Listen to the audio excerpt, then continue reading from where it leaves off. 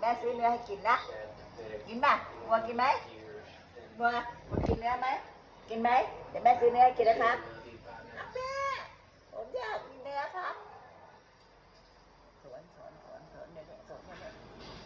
เราจะทำอะไรวัวนะพี่น้องรักกันนะวัวเฮ้ยวัวครับสวน